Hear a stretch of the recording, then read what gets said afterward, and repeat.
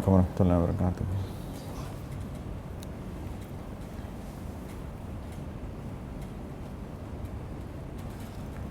Alhamdulillahi wa kafa.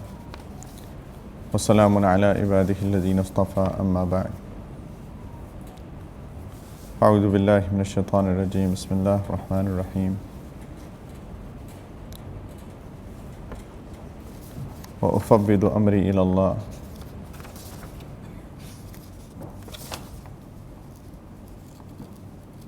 Subhana rabbika rabbil izzati amma yasifun wa salamun alal mursaleen walhamdulillahi rabbil alameen. Allahumma salli ala Sayyidina Muhammad wa ala ali Sayyidina Muhammad wa barik wa sallim. Allahumma salli ala Sayyidina Muhammad wa ala ali Sayyidina Muhammad wa barik wa sallim. Allahumma salli ala Sayyidina wa Habibina Muhammad wa ala ali Sayyidina wa Nabiyyina Muhammad wa barik wa sallim.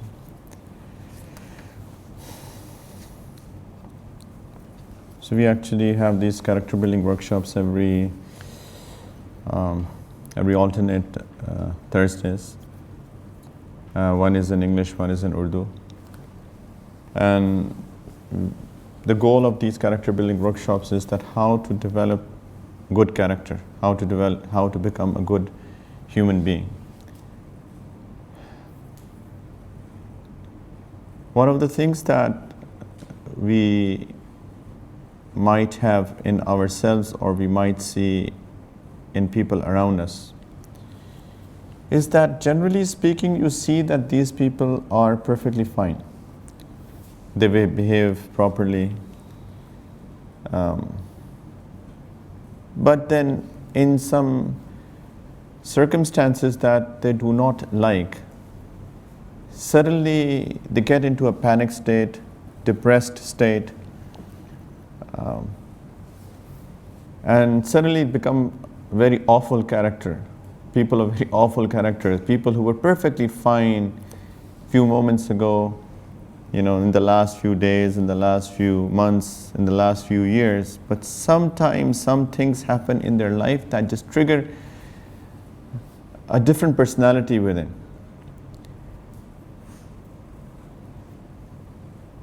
And in reality, basically there are two types of people, generally speaking. One is that everything is just sugar coated. Whatever they are doing, the way that they are acting is just acting, and something else is within. Their personality is something else. And these situations take out their actual personality.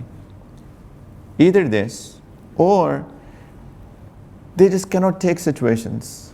They're fine people, they're good people. It's not that they're sugar coated. It's not they're just acting outside, but they just cannot handle situations. And then they become awful personalities. The reason that people are not able to take different situations, difficult situations, one of the reasons is lack of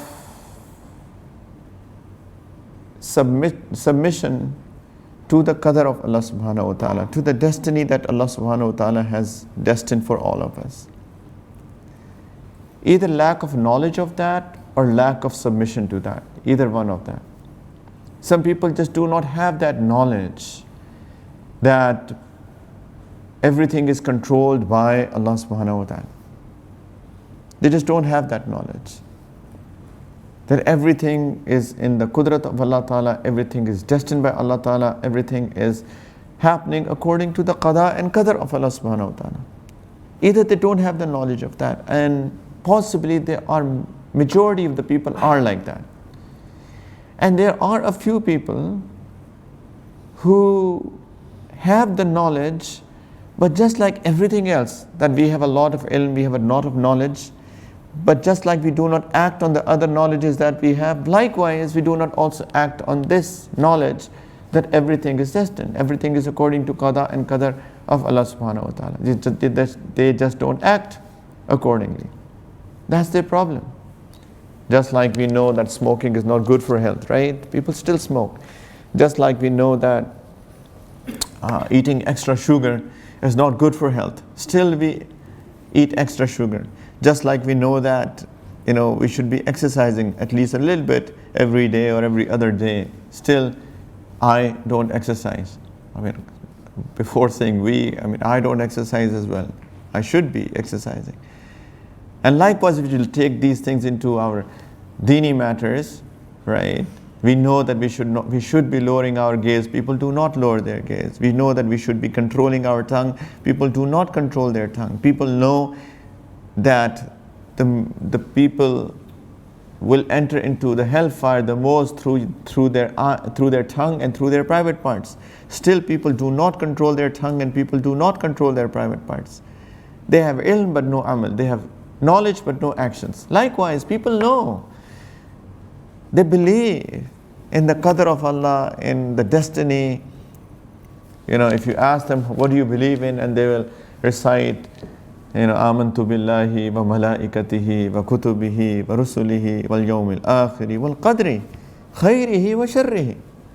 They know, they say, we believe in destiny, the good of it and the bad of it. Wal ba'si ba'd al maut. They say we believe in that, but when the situations come, when the situations arise, they do not show that they believe in that. That is a big problem in the way that we act in different situations, especially in difficult situations, and I would say sometimes in good situations as well. We need to understand that Allah subhanahu wa ta'ala has destined everything, has destined khayrihi wa sharrihi, the qadar, the good of it and the khayruhu wa sharruhu. Allah ta'ala has destined the good destiny and the bad destiny. Right? Why? To test me and you. This is Darul Imtihan. This place is a place of test. This life is a place of test. Right? Just like it is Darul Asbab, likewise it is Darul Imtihan. It's a place of test. And it happens. Right? But before we go into the destiny and try to understand it a little bit more and how should we act on it, how should we behave in different situations, first we need to know that Allah subhanahu wa ta'ala is Ghafoor and Rahim, and He is our Murabbi, He is our Rabb, He loves us more than anybody. We need to know that very, very, very, very well. Very well.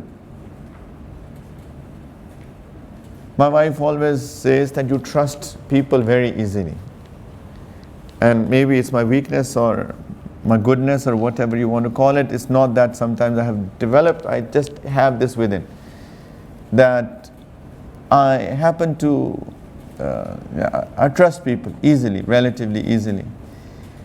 But when I trust people, say for example, I have to buy some property, just giving an example. If I have to buy a property, if there is somebody who I start trusting, who is, say for example, in a real estate business, if he will come to me, I trust him, right? He's a good man, he's a good person. I've seen him, I've sat with him for a few times, so I start trusting him. I think that he's sincere. Right. After that, that's it. If I have, say for example, money to invest, and if he says, you know what, this is, I think is the best deal for you, I think this is a very good, it's a very good investment opportunity. You have money, you have X amount of money, I suggest you invest in it. I said, I close my eyes, labbaik. I will not go into it. I will not investigate myself. I will not start thinking, the goods and the bads of it. Because I trust him, because I know he's sincere, he's a good man, he knows the business, I don't, right? I will just say, all right, fine. I will be even ready to write a POA, power of attorney for him, and say, you know what, I don't even want to see the property. Here's the POA, you go, you buy, just give me the title deed at the end of the day. I'm even ready to do so. And maybe some of us are like that. When they trust somebody, they just trust them. Isn't it? You call it? Right. I just trust them. Why did I trust him? The reason I trusted him was because I know he is sincere. He is well-wisher of mine. He thinks good of me. He cares for me. He loves me. Isn't it? Have we any doubt on Allah subhanahu wa ta'ala? Do we have any, even 1% of doubt in Allah ta'ala that Allah ta'ala is not our well-wisher? Allah ta'ala doesn't love us. Allah ta'ala doesn't take care of us. Allah ta'ala, all what He wants is good for us. Do we have any doubt about that? If we don't have any doubt about that, then why can't we just give all of our affairs to Allah ta'ala then? Why can't? Plus, why do we think, how can we even think that anything that has happened to us is not good for us? How does this, if say for example, I've done that in the past, my wife, she's not very happy with this personality of mine, because when the property business was at boom here in Dubai, there was one friend of mine, and he said, there's a very big, very attractive deal. Why don't you, let's 3 of us or 4 of us, I can't even remember, like long time ago. Let's buy this property and we'll sell it for 100% profit and whatnot. And I said, look, I just gave money. You have to sign here. Where? I didn't even read what's in there. I just signed it. And subhanallah, I didn't see him. Where did he go after that? It's not, still, what did I say? My wife said, look, I told you. You should have investigated. You can't do it blindly. And what was my response? I said, what was his fault? Uska kya kasoor tha? Property just fell down, it nosedived. What was his fault? He didn't do anything wrong. Right? If the property, its value went down, so it just went down. What could he do? He was sincere. Why? I trusted him. I still trust him. I still have a good opinion of him. I know what happened to the property market in that time. Wife says, but you had this 100,000 dirhams, that's all what you had as your saving, and you invested all of that. I said, alhamdulillah, I did not end up in jail. We know, right, how many people actually, millionaires, billionaires, they ended up in jail because, their check bounced and whatnot. I said, alhamdulillah, still is good. But what I'm trying to say is that, number one, I trusted in him blindly. 2, when everything went bad, I still was giving him the benefit of doubt, and I was still having a good opinion of him, and I still have trust. It's not just giving him a good opinion. I know for sure that he did not betray me, he did not run away. It was just that his money was lost and my money was lost. That's it, Qaddar Allah. Allah Ta'ala, we know that He loves us, we trust in Him. We all trust, at least through our tongue we say we trust in Allah Ta'ala. Who is there who says, I don't trust in Allah? We all. Allah Ta'ala says that the sign of Iman is, وَعَلَى رَبِّهِمْ يَتَوَكَّلُونَ. People of Iman, they have trust in Allah. When we trust in Allah Ta'ala, how can we even think that anything that has happened to us ever is bad for us? How can we ever think that He has done wrong to us? How can we ever think, ma'azallah, that He has oppressed us? How can we ever think, ma'azallah, that He doesn't think good of us? We can't. We cannot. Asa an takrahu shay'an wa huwa khairul lakum, wa asa an tuhibbu shay'an wa huwa sharrul lakum, wallahu ya'lamu wa antum la ta'lamun. Allah Ta'ala says that it may be that there are things that you dislike, but it is good for you. And it may also be that there are things that you like, but that is bad for you. Allah knows, you don't know. Allah Ta'ala knows, you don't know. Right? So no, Allah Subhanahu wa Ta'ala wants good for us, full stop. It may be that we are not liking it. It is a possibility that we do not like that. But we don't like a lot of things, isn't it? There was a sister who got cancer. And subhanallah, she went to the doctor, and the doctor said that you need a surgery, and your organ will have to be removed, and then you will have to go through some radiation, and then chemotherapy, and not one chemotherapy, a series of chemotherapies and radiations and da-da-da-da-da and whatnot, right? She just came recently, and I asked her, how are you doing? Alhamdulillah. And my wife told, mashallah, she does, of course, she covers up and everything. My wife told she lost all of her hair, she lost all of her eyebrows, she had like patches on her body, right? And she was in a devastated state, if you want to say it like that, if this is a proper word to say. Like absolutely, outwardly speaking, she was not what she was. I said, how are you doing? Alhamdulillah. It went so fine, right? The surgery was so successful. The radiation and the chemotherapies were so successful. And doctors have said, the recent reports have come out that the cancer is absolutely gone. And she was so happy. And I'm sure that if you bring the doctor and you ask, you ask her to talk to him, what will she say to him? Thank you very much. So nice of you. You did a wonderful job. And what did he do? He cut her off. He put her into pain. She lost all of her hair. Her skin is gone. And what not? And what is he doing? Thank you. Why? Why? Because he did something that she did not like outwardly speaking, but at the end of the day benefited her. Isn't it? She got rid of her cancer. That's what she did. That's what happened to her. If we trust in Allah Ta'ala, that Allah Ta'ala always does good to us, always, then it may be that things outwardly are painful, yes. But at the end of the day, it is good for us. In whatever situation we are in, it's good for us. Believe me that. Always.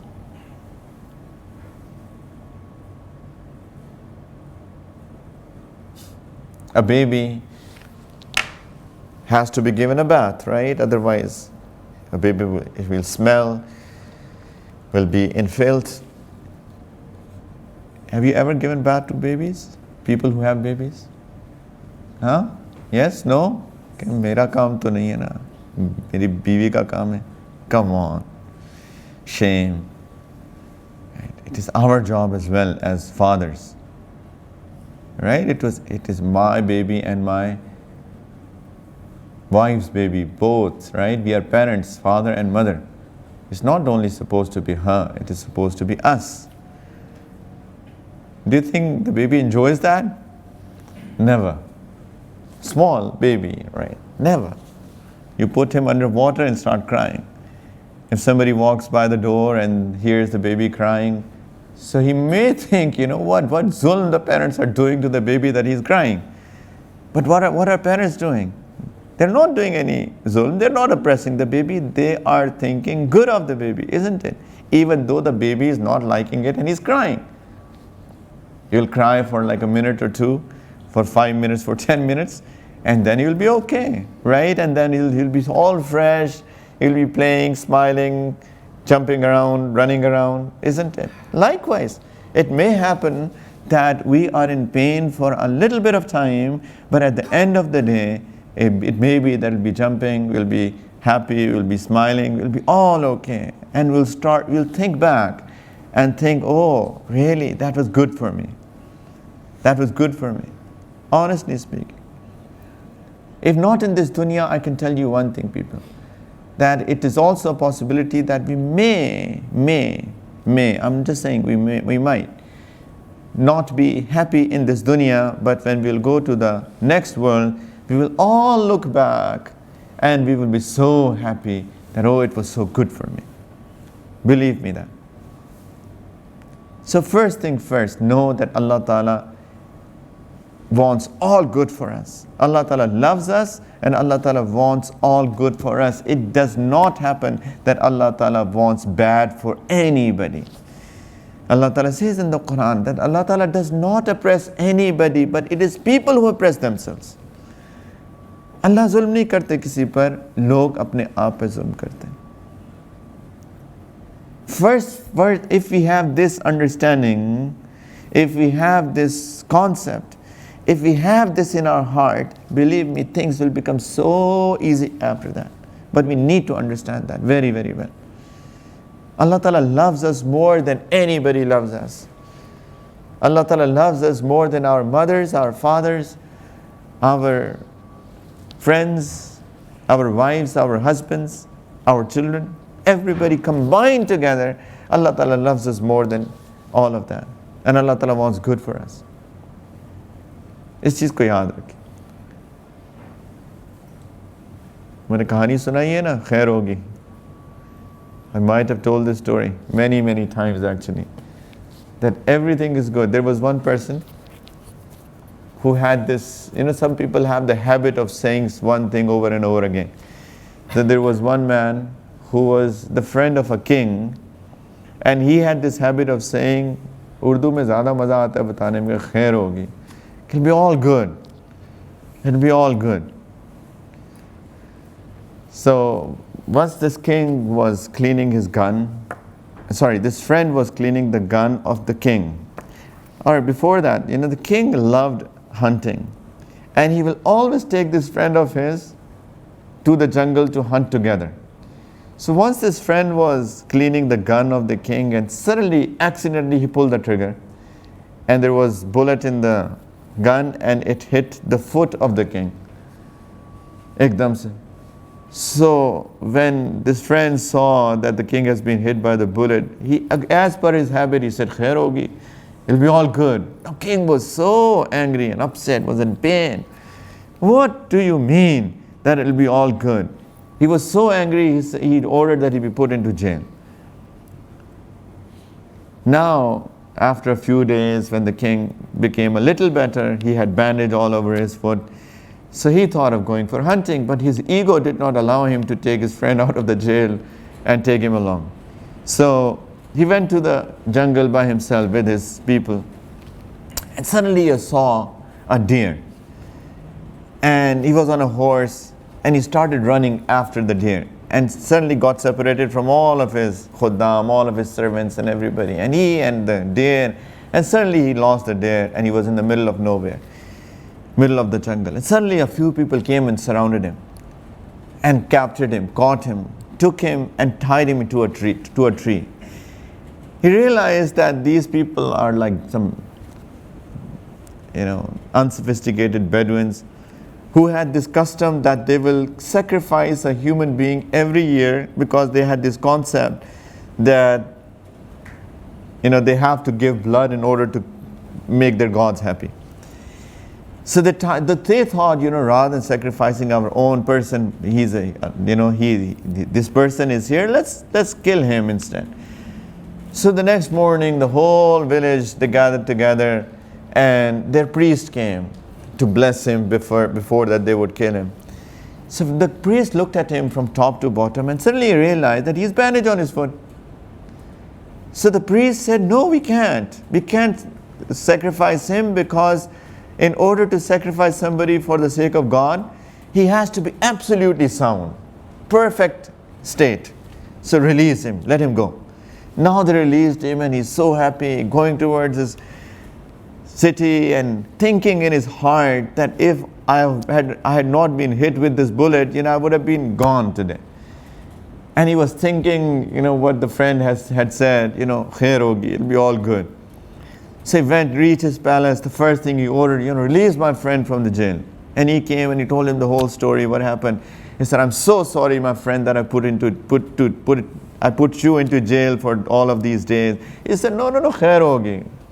It was all good as well. He said, what good? You were in jail for so many days. He said, look, king, if I was not in jail, I would have been with you.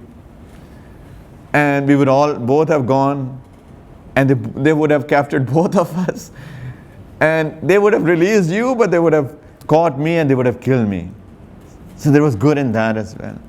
And that is really true. It's just a story, but that's really true. Everything has good in it. Everything is good in it. हर चीज़ में खैर होती है. Some people lose jobs, right? But then they're so panicked. Literally, some people, they can't even control themselves. Honestly, I've met people, they are so panicky.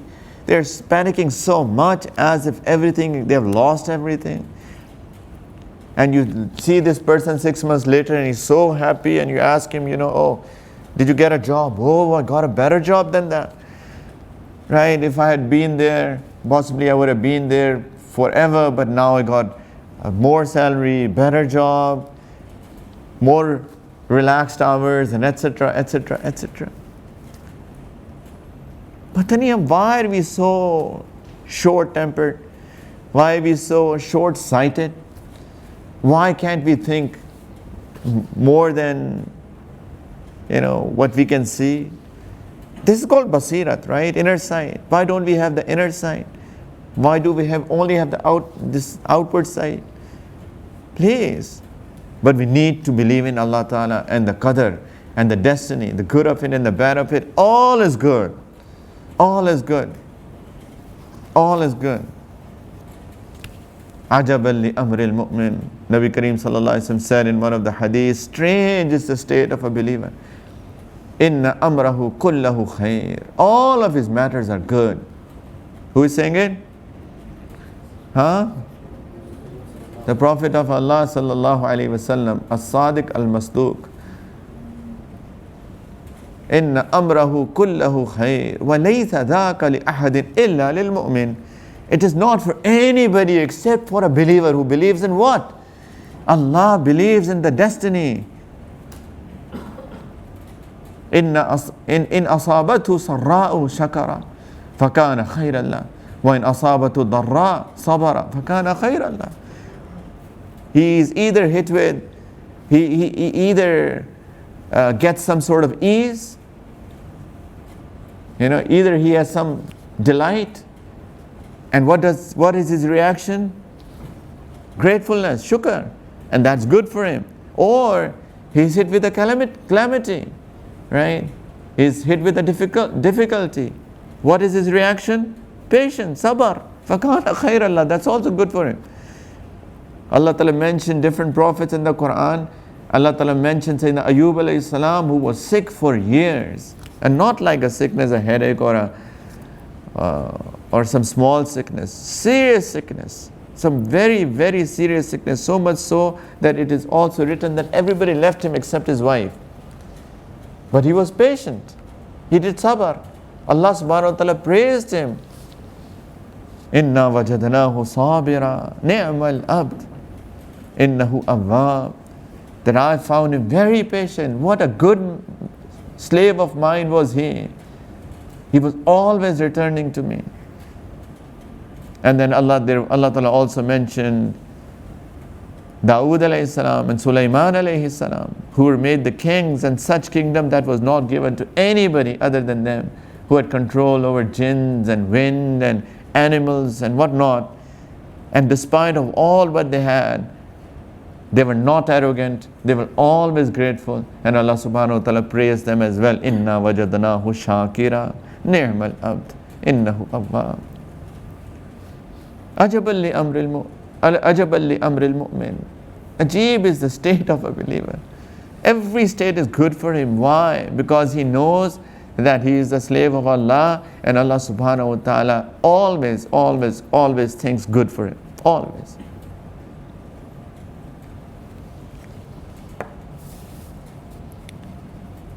So if we understand this, that's it. Honestly, then our character will become good character. We will not panic, we will not be depressed. I'm not saying that we will not be worried. I've never said that. Worry is very natural. If I lose my job, it is very natural to get worried. We are insan. We live in Darul Asbab and we lose a sabab or a means, and it is very, very natural to become worried. But I will not get depressed. I will not panic though.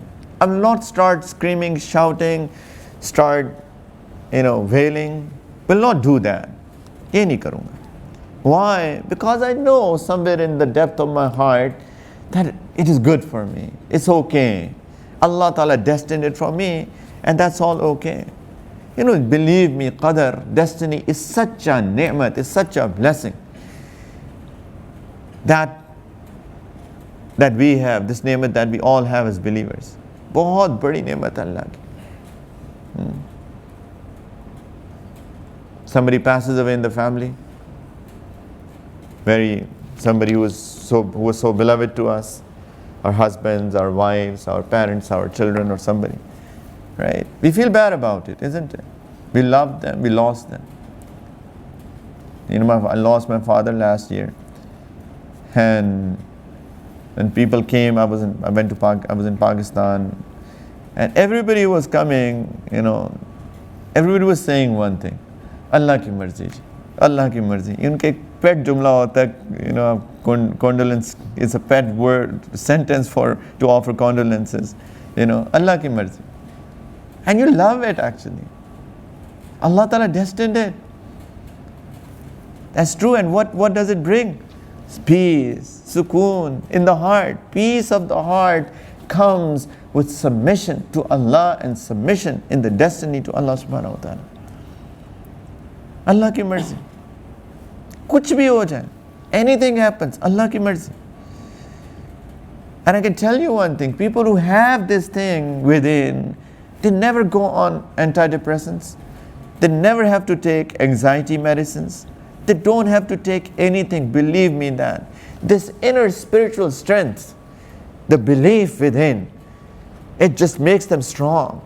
And they don't have to take any support of any external thing. These are external things, right? Medicines are an aid to help you manage your inner self, right? That's all what they are. They don't need that external aid. That spiritual strength keeps them strong. इसकी तो बहुत मिसालें हैं. People can actually take this is a spiritual pain, right? You lose somebody, it's a spiritual pain. It's a psychological pain, let's put it that way. It's a psychological pain, right? You can't, you can't just touch your body and say, oh, it's hurting here, it's hurting here. It's within, right? People who have spiritual strength can even take the physical pain. Forget about the psychological pain. I'll give you an example.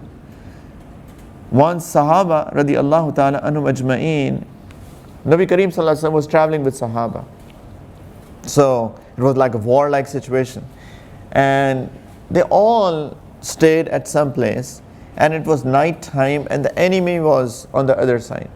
So Prophet sallallahu alaihi wasallam said to two Sahaba that you remain awake and let us all rest so that we are ready in the morning to fight. The fights were very ethical as well at that times.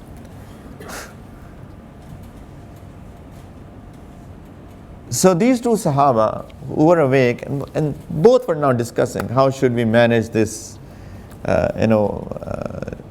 this duty, responsibility that we all have been given as guards.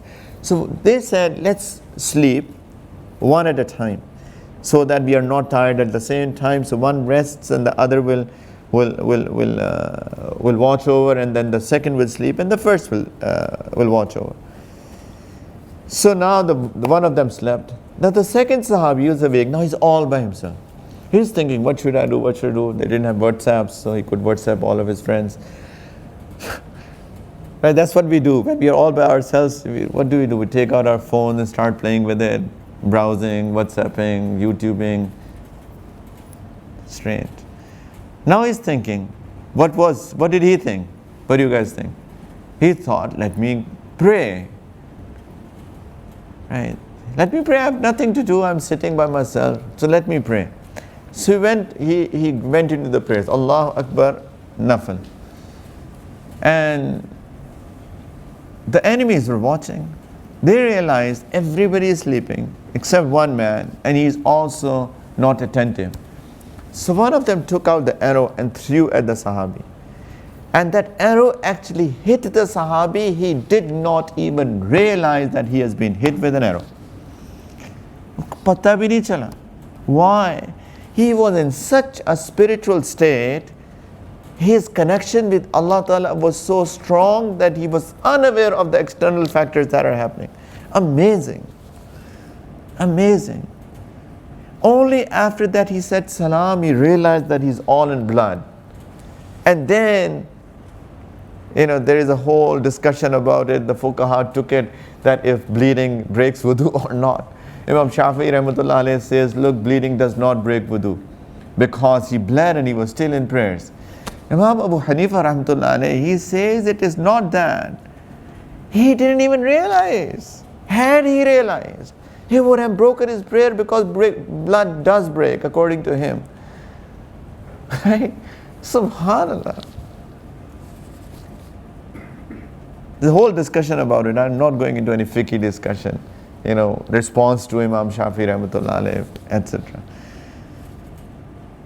But people with spiritual strength can even ignore the physical pains. Forget about the psychological pain. Psychological pain, of course. They do get worried, but they are not panicked. They're not depressed, because they know that whatever is happening by Allah, because of the will of Allah subhanahu wa ta'ala. And Allah ta'ala always wants good for us. Their max response is, they look into themselves. What did I do wrong that I got this? Because any wrong that happens to us is because one out of two reasons.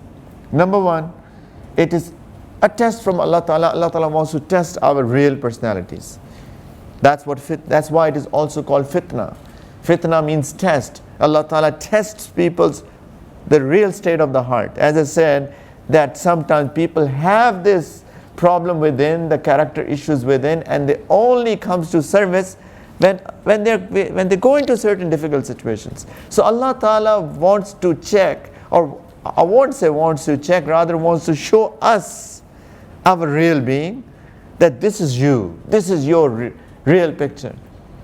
Either Allah Ta'ala puts us into a test, or it may be a punishment from Allah Subhanahu wa Ta'ala because of the wrongs that we have done.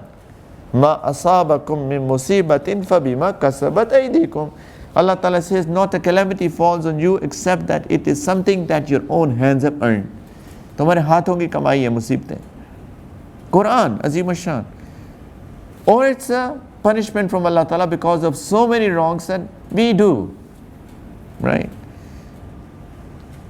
One of that. So I look into myself if something wrong's happened to us, rather than screaming, shouting, wailing, what did I do wrong? And when I look into myself, I realize, oh my God, there is a list. There are so many things that I've done wrong. It's not one, not two, not 10. There are so many of them. And what is my response? Astaghfirullah. Astaghfirullah. Ya Allah, I'm sorry. I'm sorry. I didn't realize that. I was heedless. I was not doing things right. So was that calamity good for us or bad for us? Huh? Good for us. What if we had died in that state, Ma'azallah? What if we had died in that state? Good for us. I got an opportunity to do istighfar. I got an opportunity to ask Allah Ta'ala for forgiveness. And what can be a better ni'mat than this ni'mat? Believe me that. We don't look at things from end-to-end perspective. That's another issue that we all have. We only look at things from worldly perspective, dunyavi perspective. We don't look at things from end-to-end perspective, yani this life and the next life. There are many things that are good from the next life's point of view. So it's good for us. Good for us.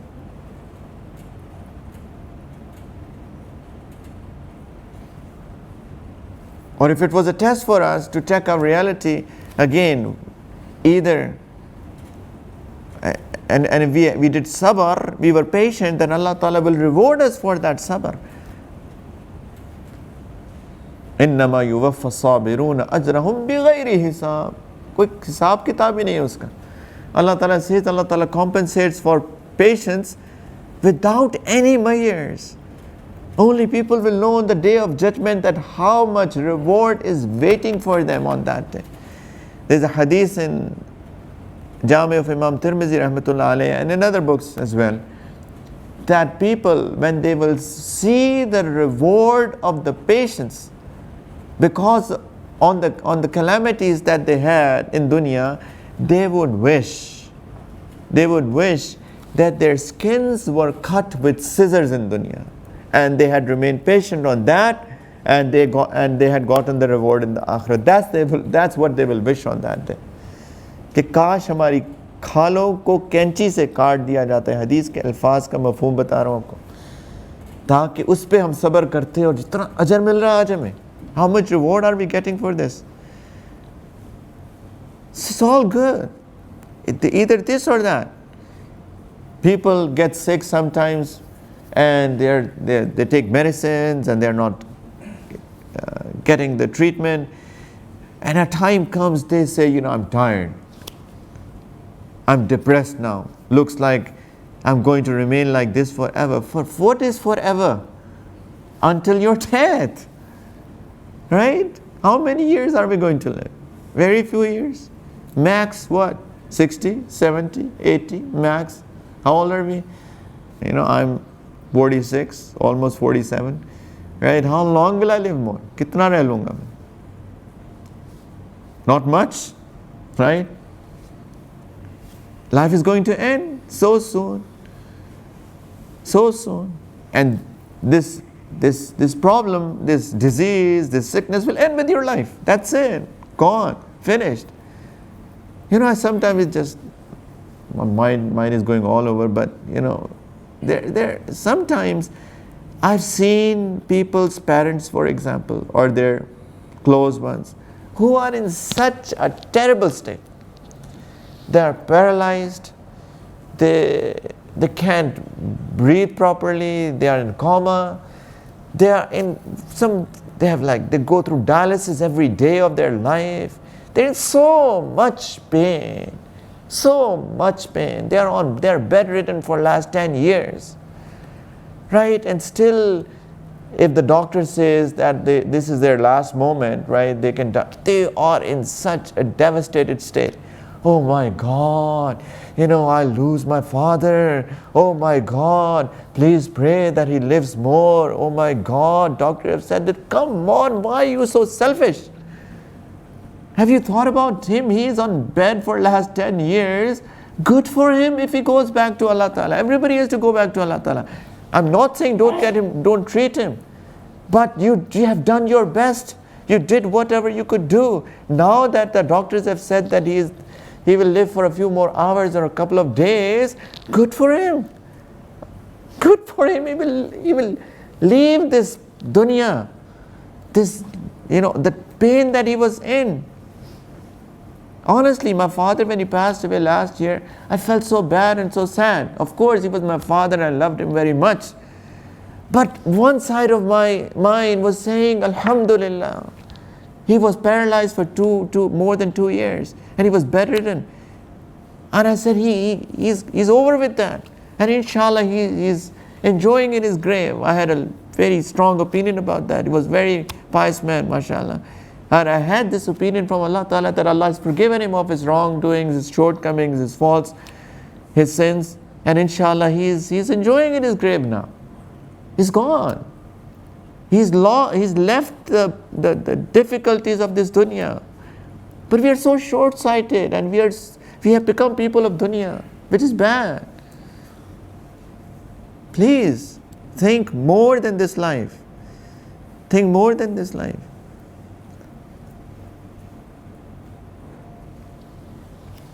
So we have to learn this. We have to learn to have belief in qadar, truly believing in qadar, and knowing that whatever Allah subhanahu wa ta'ala does to us is good for us. And then submit to Allah ta'ala for that. Be abd of Allah subhanahu wa ta'ala. Allah ke bande ban jaye. Allah ke bande bane. Let's all become abd of Allah ta'ala. Right?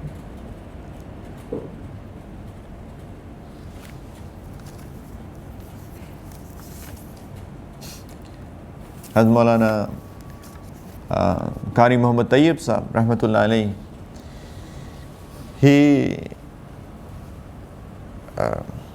whenever he would become sick, No, his father, Hazrat Maulana Muhammad Ahmad Sahib, Rahmatullah alayhi. Whenever he used to become sick, he will always call everybody, oh, I'm hurting, it's paining, please help me, help me. So, Hazrat Qari Muhammad Tayyib Sahib Rahmatullah alayhi, he himself says that I asked my father once, he said, you have always taught us children the lesson of patience, sabr. Why do you always call everybody and tell everybody that you're hurting? So he said, look my son, this is abdiyat. This is abdiyat. This is showing my state of being abd of Allah Ta'ala, slave of Allah Ta'ala. I don't want to act strong. I don't want to act strong. I want to show that I'm weak. Allah Ta'ala has actually put me into this sickness to check me, then how will I behave? And I am behaving to show Allah, Ya Allah, I'm weak, you are strong, you have given me this test. I'm sorry, but I'm weak. This is my response. That's why my response. And then he said, you know what, I have met 3 people in my life. He said, one is my Shaykh, Hazrat Haji Imdadullah Muhajir Makki Sahib Rahmatullah alayhi. The second is my father, Hazrat Maulana Qasim Nanutwi Sahib Rahmatullah alayhi. And the third is my teacher of Hadith, Hadith Maulana Rashid Ahmad Gangohi Sahib Rahmatullah alayhi. He said that whenever they would become sick, their responses were different. He said, my Shaykh was like that. My Shaykh was like that. That whenever he would become sick, then he will always tell people, you know what, it's hurting, my head is hurting, my hands, whatever, my tummy is hurting. And I asked him and he gave me this response that I'm giving to you. He said, my teacher, Maulana Rashid Ahmad Gangohi Sahib Rahmatullah alayhi, when he would become sick, he will never express his pain, but he will always say, oh, bring me medicine, dawai ka hai, dawai do. Dawai do. And he said, I asked my teacher, Maulana Muhammad Ahmad Sahib Rahmatullah alayhi, saying that I asked my teacher, why is it that anytime you get sick, the first thing that you said, medicine. So he said, look, this is sunnat. And the true way of expressing your abdiyat to Allah Ta'ala is to follow the sunnat. That's why I say that. And he said that my father, Had Maulana Qasim Nanutwi Sahib Rahmatullah alayhi, his state was such that we will not even know that he is sick until that it becomes unbearable and he will have to be taken to the emergency, and then we will know that he was sick for last 3 days, last 5 days. And then he said, I asked my father, why didn't you tell us before? It was hurting. He said, you know what, beta, Allah Ta'ala, who kept me in so many blessings for so many years, and He tested me with a little bit of sickness, and do you think I'll start complaining? Allah ने इतनी नेमतों में मुझे रखा और अब थोड़ी सी तकलीफ दी है, मुझे इम्तिहान में डाला है, तो मैं सबके सामने शिकायतें करता फिरूं? Have you seen the responses? But they're all abdiyat. Different ways of thinking, different ways of expressing. What I'm trying to say is, what did I say? Learn to be submissive to Allah Ta'ala. Learn to be submissive to the qadr of Allah Subhanahu Wa Ta'ala. But don't think that if something happens to any of us and you see him responding in a way that would be the same as another person responding. It doesn't work like that. My expression is different than my wife. My wife's expression is different than me. My father's expression is different than me. Right? Everybody have their own expressions. Don't do chaos of yourself on others. Everybody is different. अपने ऊपर दूसरों को अपने ऊपर कियास मत किया करें. As long as it is all abdiyat. But learn to be abd of Allah Ta'ala. Learn to submit to Allah Subhanahu Wa Ta'ala. That is the key. That is the point. That is the goal. Okay. So things will go wrong, people, in this life. This is life.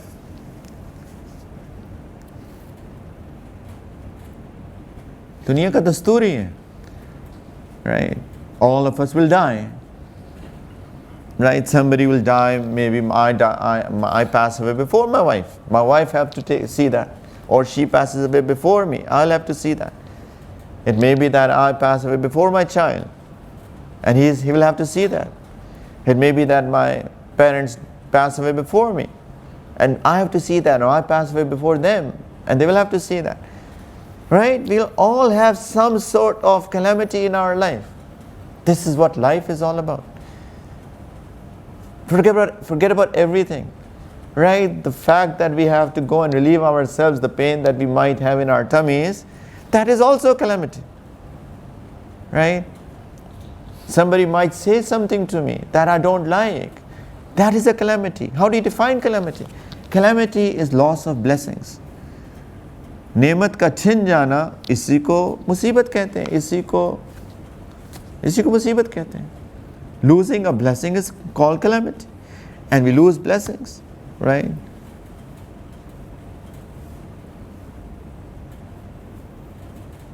I'm losing my eyesight slowly. I can't read properly. फिर एक हाशिया लगा दो इसमें भी. Sorry, people who read books, Arabic books, they know what I'm saying. Just on as a side note, the one, like 3 days ago, I think, or 4 days ago, one of my teachers from India, his khadim sent me a message. I asked him, I said, where is Hazrat? Where is he these days?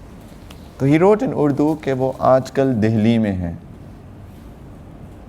Right, and I did not have my glasses, so I read that. I was in the car, and some couple of friends were with me, and said dal, ha, lam, and ya. Right.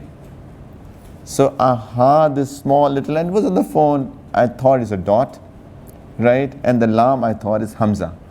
So what does it become? Dubai. So I thought he said aajkal he is in Dubai. I said, for how long he has been there? He said, for a week. I said, come on, my teacher that I love so much, and he has been in Dubai for a week, and I don't know. And I know that he loves me as well. And now I'm thinking, I must have done something grave, some really wrong thing that he did not even let me know before coming to Dubai that I'm coming to Dubai. I'm thinking bad of myself. Alhamdulillah, I did not think bad of him, by the way. Allah ka shukr. बड़ों के बारे में बुरा नहीं सोचते बच्चों. बड़ों के बारे में अच्छा सोचते हैं. Always think good about your elders.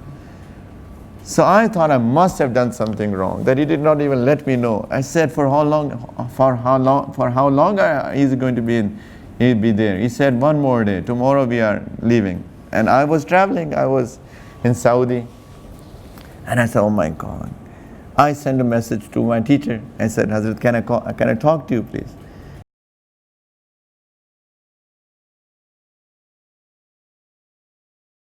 Evening, and I called him. I said, Hazrat, मेरे से क्या गुस्ताखी हुई है? मेरे से क्या बेअदबी हुई है, Hazrat?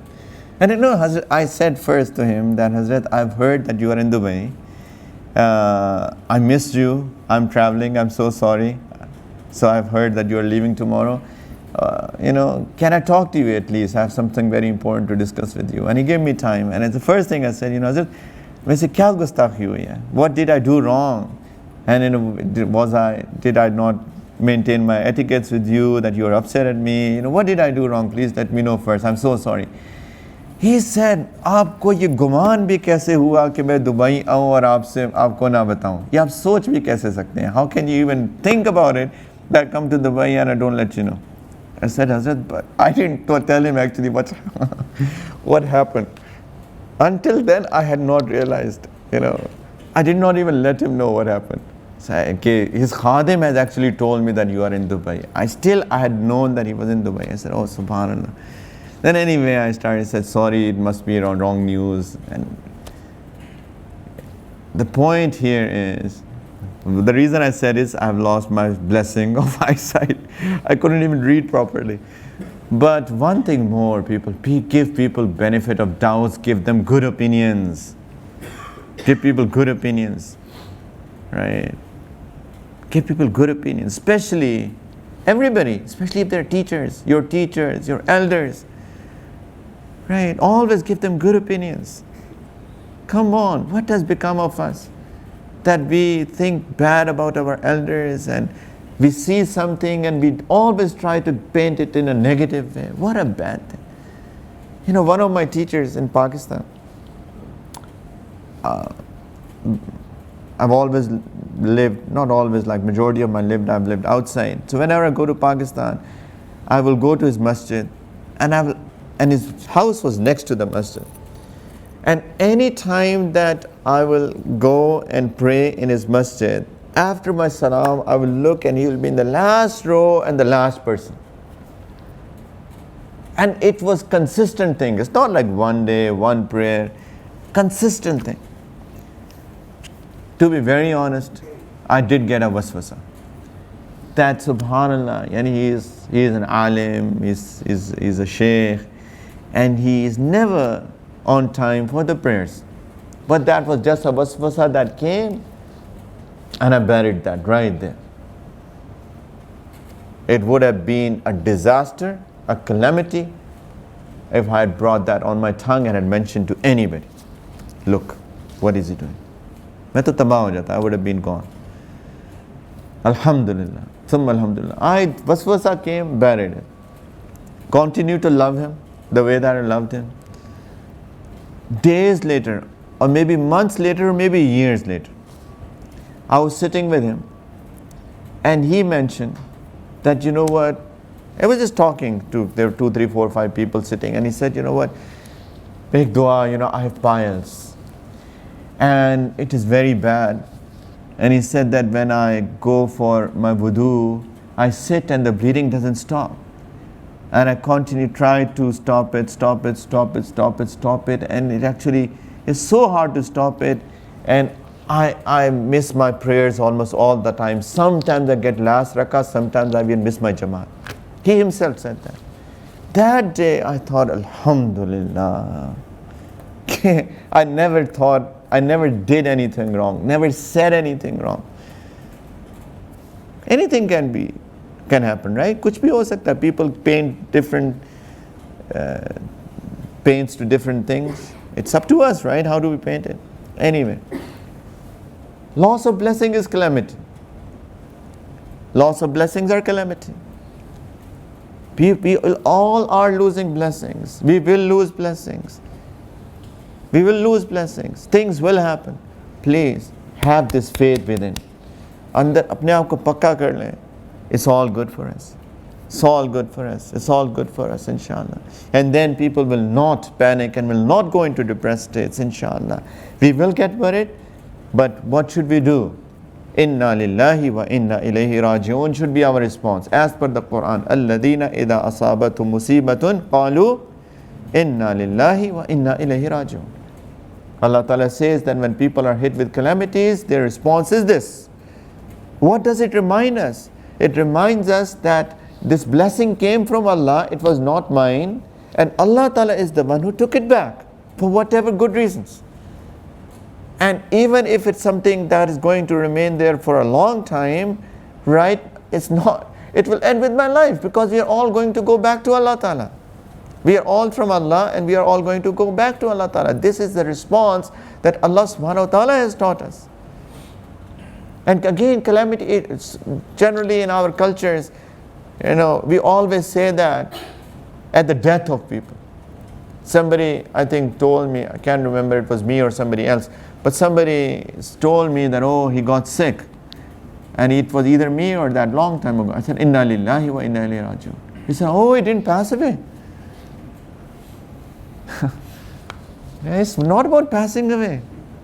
It is a response. Alladhina idha asabatum musiba. Any calamity. Prophet ﷺ was once in the house and the candle was blowing, and suddenly the wind blew and the candle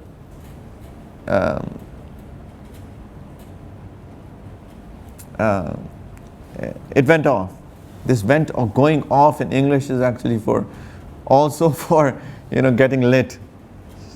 Anyway, so it went off. Prophet ﷺ said, Inna lillahi wa inna ilayhi raji'un. Sayyidah Aisha radiallahu anha, she asked, Ya Rasulullah, don't we say it on a calamity? He said, it's a calamity. It's a calamity.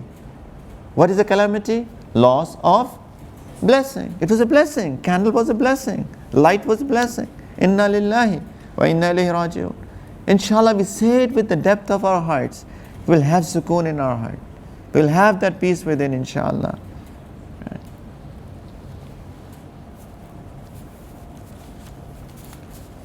And then, if you take it to even a later stage, this is the start. Have that conviction within. And more than that, start giving your affairs to Allah Ta'ala. एक तो ये है ना कि कुछ हो जाए और हम सब्र करें. Something happens and we are patient. A stage later than that is that we start giving our affairs to Allah Ta'ala. Ya Allah, you take care of our affairs. I make an effort, I take a sabab, I take a means, I do everything. But then, Ya Allah, up to you. Whatever you decide. Whatever you decide.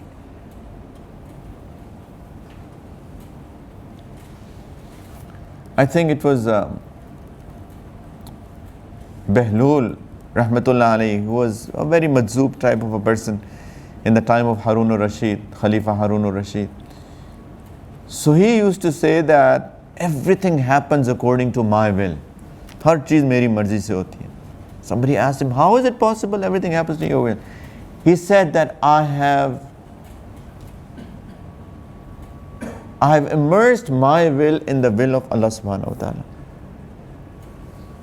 I don't have any will whatsoever. Whatever Allah Ta'ala decides, that's my will. So now you know that everything happens according to my will. This is a stage which is a difficult stage to achieve, but it is a praiseworthy stage to achieve. कि फिर करो और अल्लाह के हवाले.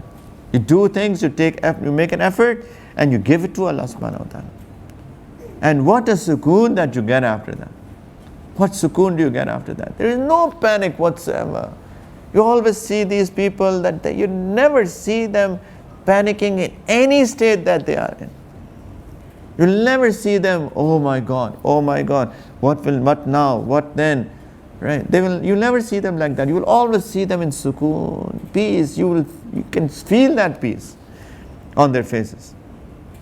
Always. Nabi Kareem sallallahu alaihi wasallam has taught us a dua for sleeping at night.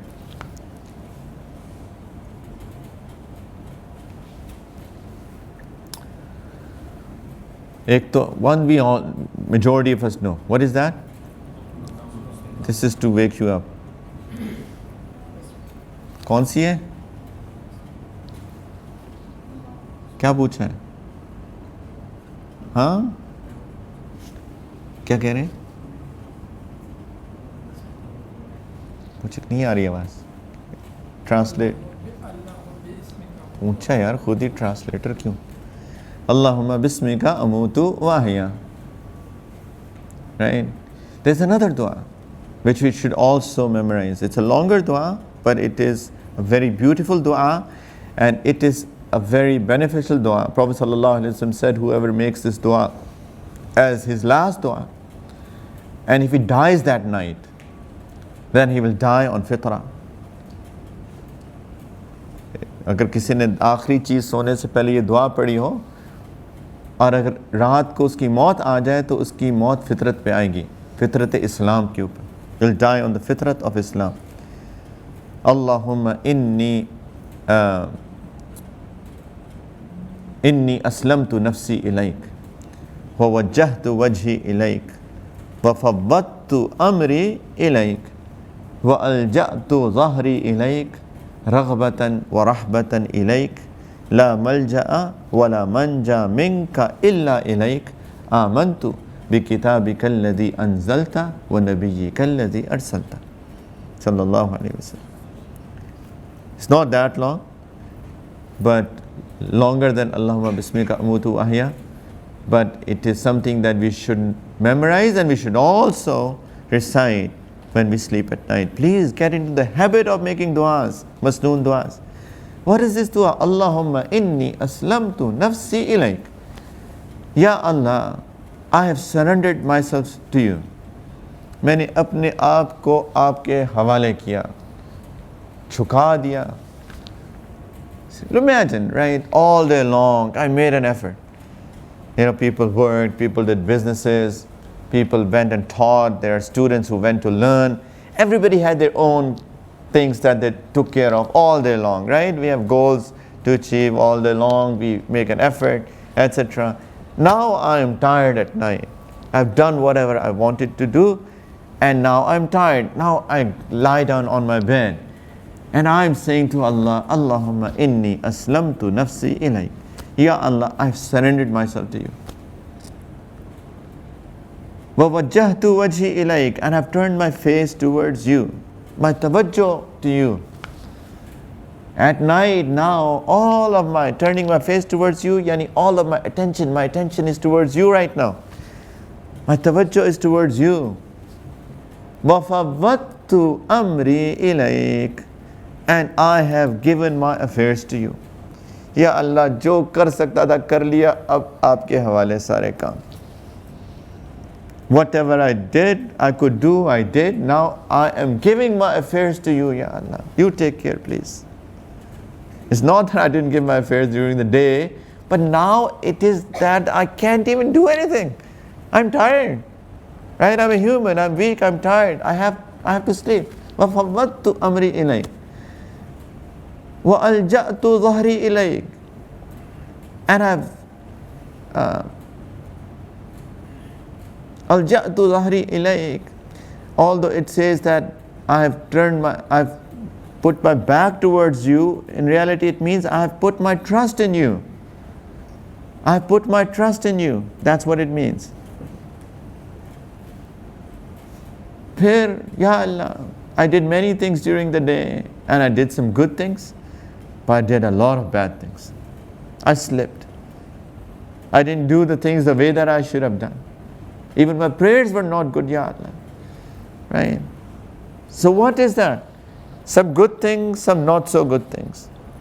So a state of hope and reward for the good things, hope for reward for the good things that I've done, and a fear of punishment, azab, ma'azallah, for the bad things that I've done. So raghbatan wa rahbatan ilay. Ya Allah, right now I am in a state of hope and fear. Oof, what a dua. I'm in a state of hope and fear, Ya Allah. I have a hope for the reward, but I'm so scared. What about those wrong things that I've done during the day? But what should I do? Huh? Kya karoon? I'm scared. What if Allah Ta'ala punishes me for the wrongs that I've done? Where should I run? Kahan jaun? Kidhar bhagu? Where? To Allah. La malja'a wa la manja minka illa ilayk. Ya Allah, there is no fleeing away from you, and there is no refuge but with you. Right? Where can I run away? I run to Allah to get protected from His punishment. Raghbatan wa rahbatan ilayk. La malja'a wa la manja minka illa ilayk amantu bi kitabika allazi anzalta wa nabiyyika allazi arsalta. And then reconfirm my iman. Ya Allah, I believe in the book that you have sent, and I also believe in the Prophet alayhi salatu wassalam that you have sent. فَإِنَّكَ إِن مُتَّ فِي لَيْلَتِكَ مُتَّ عَلَى الْفِطَرِ وَإِنْ أَصْبَحْتَ أَصَبْتَ أَجْرًا, or أَصَبْتَ خَيْرًا, I think. أَصَبْتَ أَجْرًا. Prophet ﷺ said, if you die during the night, you will die on fitrah, and if you get the morning, yani Allah Ta'ala give you another day in your life, then you will receive the ajr for this dua that you have made during the night. Kama qala alayhi salatu wasalam. This is dua which is in Sahih al-Bukhari. People are so concerned, oh, where is this dua? It is in Sahih al-Bukhari, so no doubt. पता नहीं, मेरा दिल चाह रहा आज बोलता रहूं, लेकिन लोग जो हैं बोर हो जाएंगे. Just feeling like talking and talking for some reason. But I know people will get bored. But please, submission to Allah Ta'ala, submission in the qadr of Allah Subhanahu wa Ta'ala, in the destiny of Allah Ta'ala, and that's how you get the peace of the heart, people. That's how you will not go away from that beautiful character that you have. There will not be any times that you will show an awful character. If you have this, if we have this, if I have. Allah Ta'ala will test us. This is what this dunya is, as I have said, I've kept repeating. But the only way that we can be satisfied or we can be saved from the panic of these difficult times will be if we go to Allah Subhanahu wa Ta'ala. There was a Greek philosopher called Aflatun, if people have known him. Very, very righteous man actually. Is a big alim and a big muhakkik, big researcher called Shaykh Abdul Hakim Sahib Rahmatullah alayh. He has written a book called Al-Insanul Kamil. In that, he has said that I have been to the grave of Aflatun, and he said the anwarat, the mercy that I felt falling on his grave was amazing. And he said it showed that he must have been a very, very, very righteous man. So Aflatun was in the time of Musa alayhi salam. And Musa alayhi salam had not met Aflatun, Aflatun had not met Musa alayhi salam. But they both knew somehow indirectly through somebody that Aflatun is a very righteous scholar, philosopher. And he knew that there's a prophet that has come, Musa alayhi salam. So they knew each other, somehow had not met. Once they somehow met each other, Qudratan. So Aflatun, he saw Musa alayhi salam, he saw that there is so much light on his face, must be amazing man. So he asked him a question. He said, you know what? Let me ask you a question. He's a philosopher, right? He said, just imagine that heaven is a bow. कि आसमान जो है ना एक कमान है. तीर कमान होते हैं ना, the bow in which you put arrows and throw. Just imagine that the heaven is a bow and the calamities that are falling from the heavens are the arrows. And who is sending the arrows? कौन चला रहा है तीर? Allah. He said, how can you be protected from that? How can you be saved from that? कैसे बचोगे? He asked this question to Musa alayhi salam. Heaven is the bow. Calamities that are falling from the heavens are the arrows, and the one throwing the arrows is Allah Ta'ala. How can you be saved? So you know what Musa alayhi salam said to him? Musa alayhi salam said, you know what, you go and stand by the one who is throwing the arrows. If I'm throwing arrows, and I'm throwing all over, right? He said, the way that you can be saved from these arrows is you go and stand by my side. He said, who are you? He said, Musa. So, who are you? You must have been an amazing man to ask this question actually. He said, Aflatun. This is exactly what it is. Just submit to Allah. Submit to Allah Ta'ala. And then have trust in Him. Whatever He does is good. Jo bhi Allah karte hain, khair karte. And then you will not be panicked. That is standing by the side of Allah Ta'ala. I can tell you one more thing. Ye to sari baatein, whatever. Maybe some hopelessness coming into some people's mind. Allah Ta'ala has promised something. Inna ma'al usri yusran. Fa inna ma'al usri yusran. Inna ma'al usri yusran. Repetition, takrar. Doesn't happen, right? You look into the Quran, does repetition happen right after one another? Two ayahs right together and repetition? No. Is it accidental, ma'azallah? No. Right? There's a reason for that, right? First thing first, inna kya hai? Ma'a. It's not that after difficulty there will be ease. With difficulty, there is an ease. Along with the difficulty, there is an ease. Inna ma'al usri yusran. Inna ma'al usri yusran. First thing first, you don't have to wait for long. Two, when the ease will come, it will be double the difficulty that have come. With the condition that you submitted to it, you were patient about it, you begged to Allah Ta'ala, you did istighfar, you asked Allah Ta'ala for forgiveness, you made dua, believe me that it will not remain forever. It will not.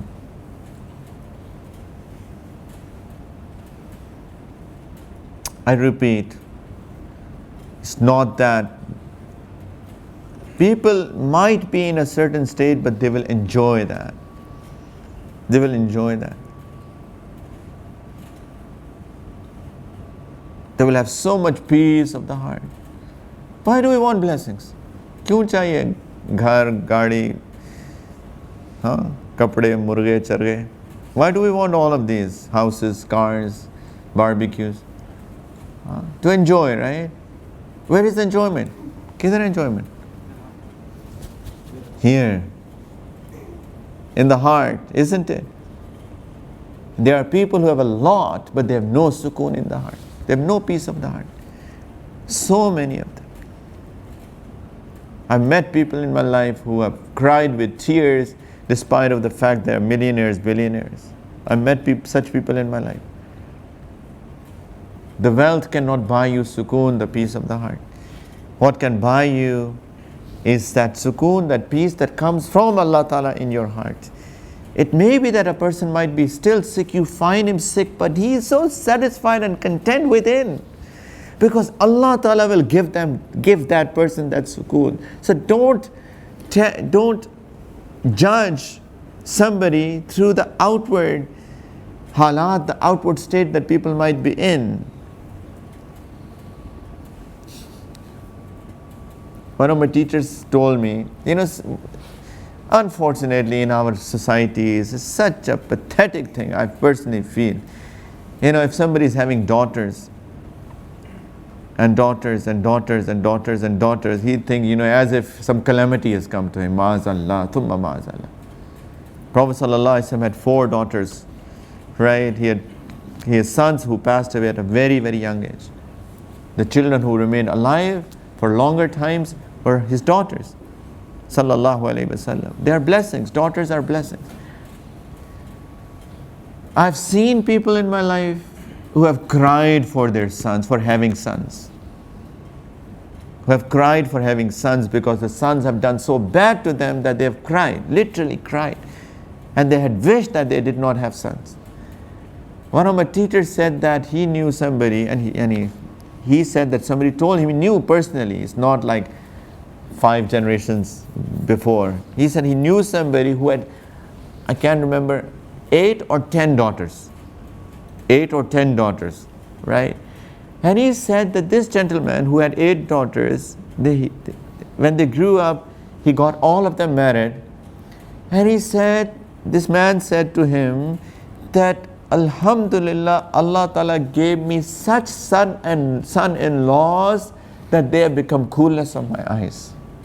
Allah ने मुझे ऐसे दामाद दिए मेरी आंखों की ठंडक है. Right? Outwardly, as per our society, 8 daughters, 10 daughters. He's so content with it, so happy. And there are people who have only sons and they feel pain within, they cry. Ma'azallah. Contentment comes, people, within.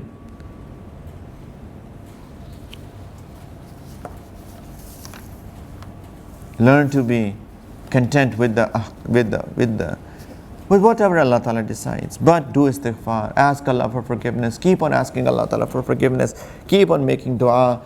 But if anything happens, return to Allah, but don't get panicked and depressed. There is something good written in that. There is something good hidden in that, inshallah. ठीक है, बिल्कुल फिक्र नहीं करनी है. Panic नहीं करना. Don't be panicked, don't be depressed. It's all good. It's all good, inshallah. Haji Imdadullah Muhajir Makki Sahib Rahmatullah Alayh, in 1857, when Englishmen came to the subcontinent, it oppressed the ulama a lot. And eventually he had to migrate to Makkah Mukarramah. So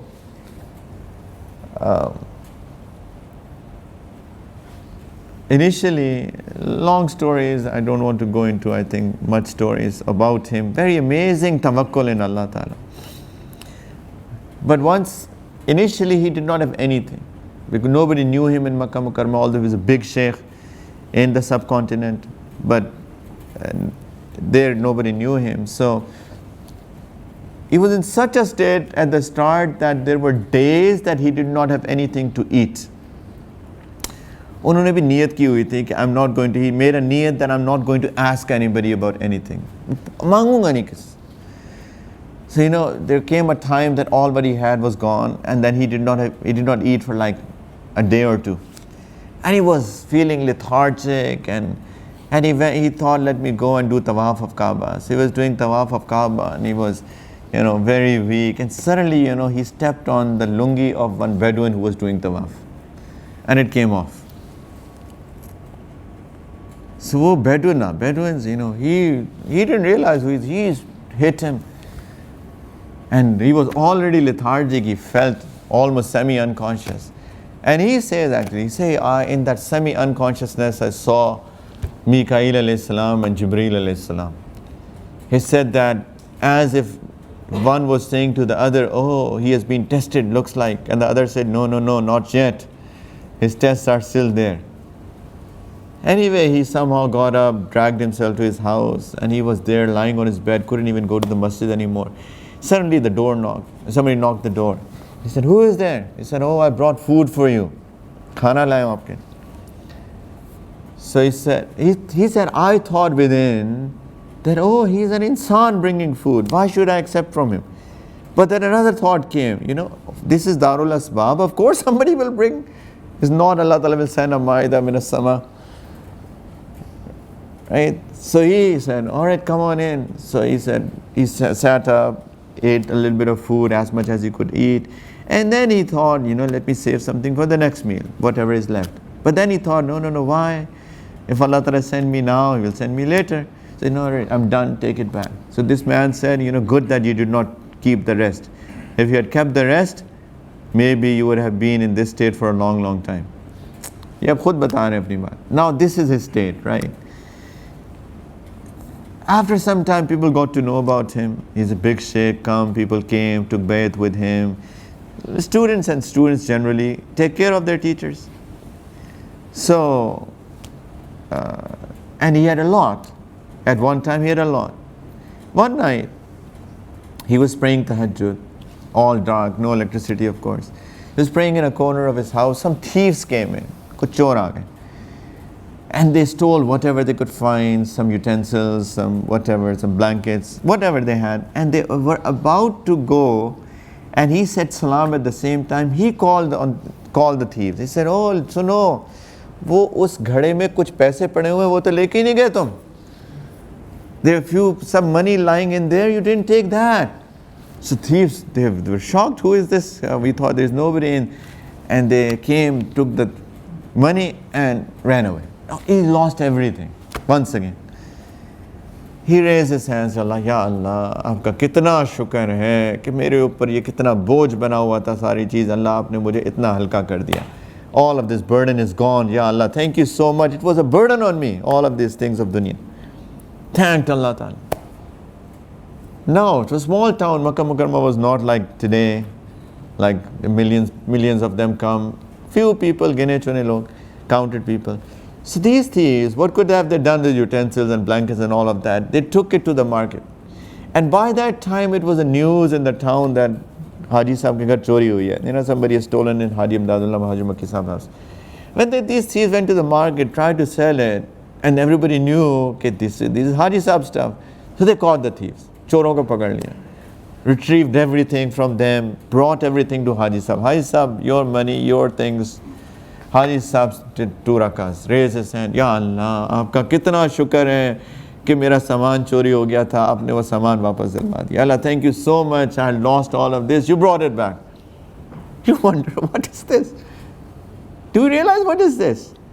Tafweed, submission, absolute contentment to Allah Ta'ala in whatever state Allah Ta'ala keeps me in. Ajaban li amril mu'min, inna amrahu kullahu khair. وَلَيْسَ ذَاكَ لِأَحَدٍ إِلَّا لِلْمُؤْمِنِ إِنْ أَصَابَتْهُ سَرَّاء شَكَرَ فَكَانَ خَيْرًا لَهُ وَإِنْ أَصَابَتْهُ ضَرَّاء صَبَرَ فَكَانَ خَيْرًا لَهُ. Everything is good. A state, such a state. It's a big state, at least, but if we try to reach for the stars, maybe we'll reach somewhere in the middle, right? I know it's not easy. लेकिन have high goals at least. Goals तो ज़्यादा रखने में क्या पैसे लगते हैं? क्यों एमन? Some people are stingy, right? जब पैसे की बात आती है वहाँ पे कहते हैं ये नहीं करेंगे. We won't do that, right? Whenever it's about wealth. You don't have to spend any money for this. To have high aims and high goals. Why not? मोहब्बत मुझे उन जवानों से है सितारों पे जो डालते हैं कमंद. Iqbal said, right, I love those youth who aim for the stars. Let's aim for the stars, and inshallah we'll reach somewhere. At least we'll be in the path of that. उस रास्ते के राही तो बन जाएंगे, right?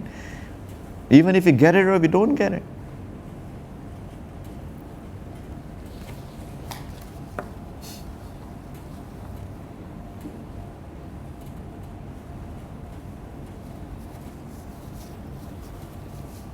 Sometimes your kayfiyat don't allow you, your states don't allow you to be in that state. Nabi Kareem sallallahu alaihi wasallam, when he passed away, subhanallah, Sahaba state was beyond imagination. They couldn't think properly. They couldn't think. This calamity they couldn't take. They took every calamity in their life. You see, Allah Ta'ala says, وَزُلْزِلُوا زِلْزَالًا شَدِيدًا. They were shaken with a severe shaking. They were patient, contentment, absolute contentment. When Prophet ﷺ passed away, they could not take it. They were gone. A person like Sayyidina Umar, he took his sword out. He said, whoever says that Prophet ﷺ is gone, I'll just chop off his head.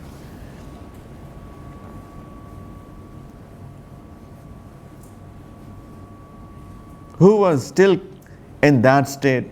One man who was still in the required state despite of such a huge calamity, and when there was nobody but Sayyidina Abu Bakr Siddiq radiallahu. He gathered everybody. He said, look, Allah Ta'ala said what?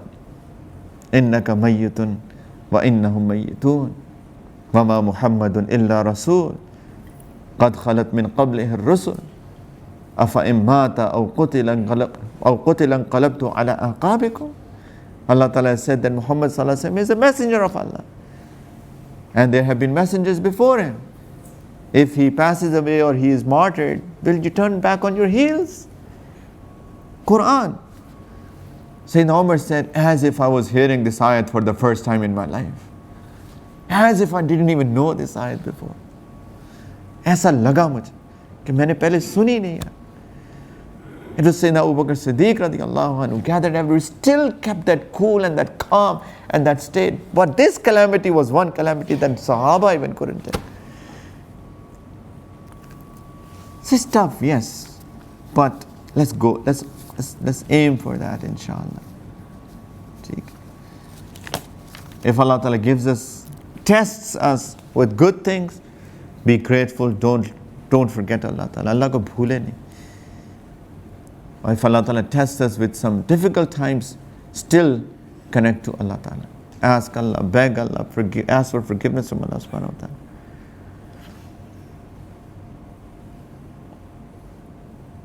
Sayyidina Abdul Rahman bin Auf radiallahu ta'ala anhu was a very, very, very wealthy Sahabi. He would feed 200, 300 people at the same time. He would feed, itne logon ko khana khilate the. Once he invited people, there were like 200-300 people sitting, and suddenly all sorts of food was there, and he suddenly started crying. He cried and he cried and he cried. As people asked him what happened, he said that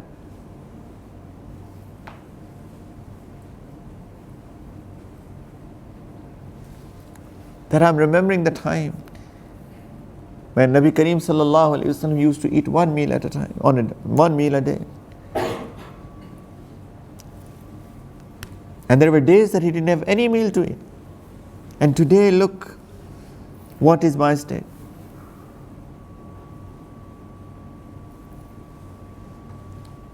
These people started crying as well. And they all stood up and they left without eating. Another day, he again called 200-300 people. And again he sat and again started crying. Cried and cried and cried so much. So people again asked, what happened? He said, I'm remembering the ayat of Al-Quran that Allah subhanahu wa ta'ala says, أَذْهَبْتُمْ طَيِّبَاتِكُمْ فِي حَيَاتِكُمُ الدُّنْيَا وَاسْتَمْتَعْتُمْ بِهَا. That you have consumed your good things in your worldly life and have enjoyed them. What if Allah subhanahu wa ta'ala says this to me on the day of judgment? You have enjoyed in dunya, I have nothing for you in akhirat. But mera kya banega? What was that? Connection. Very, very wealthy man. Have all had everything, but connection didn't go away from Allah ta'ala. And if Allah subhanahu wa ta'ala tested them, we all know that they were always returning to Allah ta'ala. So please, inshallah, develop that, and inshallah it will bring us that beautiful character out of us. Andar ek khubsurat insan niklega. And that insan, that human, always becomes a human when our connection is with Allah Ta'ala, when we are relying on Allah Subhanahu wa Ta'ala, when we know everything comes from Allah Ta'ala, when we know that Allah Ta'ala loves us and there is nothing that Allah Ta'ala decides for us that is bad for us. Inshallah, we have that submission, then we will have that peace of the heart, and when we'll have the peace of the heart, then that peace will also inshallah reflect outwardly, and will become that insan, that human that is required from all of us. May Allah Ta'ala make us from those people. Wa akhiru da'wana alhamdulillahi rabbil alameen. Let's all do tawbah, people, inshallah. First thing first, always do tawbah. Every day do tawbah. Do tawbah many times during the day. We all make mistakes, we all do wrongs, we all slip. कौन है ऐसा? कुल्लु बनी आदम खत्ताउन. All human beings are the ones who make a lot of mistakes. Khatta, not only that they make one mistake or two, they make a lot of mistakes. But وَخَيْرُ الْخَطَّائِينَ التَّوَّابُونَ. The people, the best of those who make a lot of mistakes are the ones who make a lot of tawbah.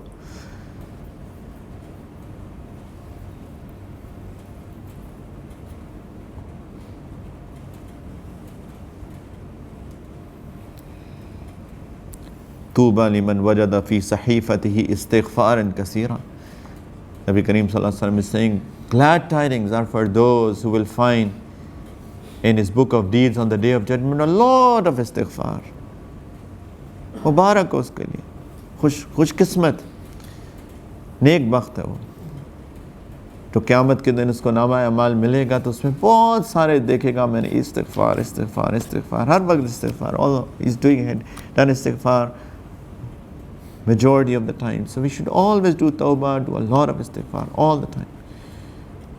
So inshallah, let's all do tawbah from all the wrongs that we have done, and we do make mistakes every day.